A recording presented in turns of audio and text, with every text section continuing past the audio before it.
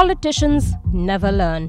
What should have been a straightforward walkover for the joint candidate of the PTI and PMLQ after the alliance's triumph in the Sunday by-polls is no longer a certainty.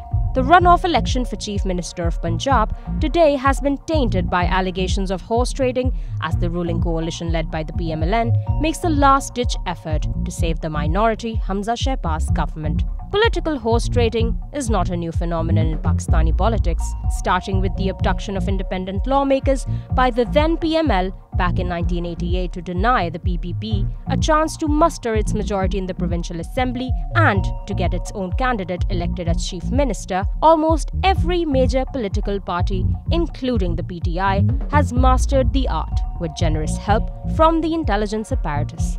The way Imran Khan was supported by the agencies that coerced many contestants in Punjab fielded by the PMLN to either quit the race or seek PTI tickets to stay in the competition in the run-up to the 2018 elections is still a fresh memory.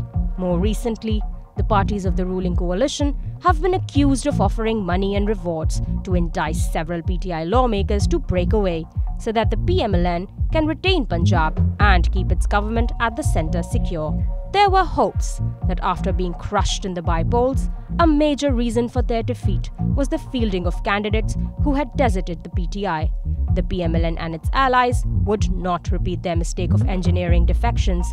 The statements from PMLN leaders conceding their party's defeat in the by-polls had reinforced hopes that the ugly scenes witnessed during the election of Hamza Shehbaz would not be repeated in the Punjab Assembly this time. Sadly, that does not seem to be happening. Ideally, the ruling coalition should have asked the provincial government to resign after it became clear that the opposition had regained its majority in the assembly after the by-polls. Short of that, it was expected that the PMLN and its allies would at least keep away from turning their minority into a majority through horse trading. But its fears of being confined to Islamabad have led PMLN and its coalition partners to take the unsavory route in their attempt to save the current administration in Punjab. It will be no service to the cause of democracy if the situation turns violent in today's session.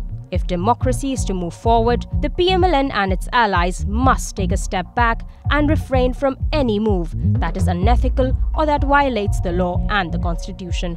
If they fear that a hostile PTI-PMLQ administration in Pakistan's most populous province will be a hurdle in the way of implementation of its political and economic agenda, they should hold early elections to seek a fresh mandate.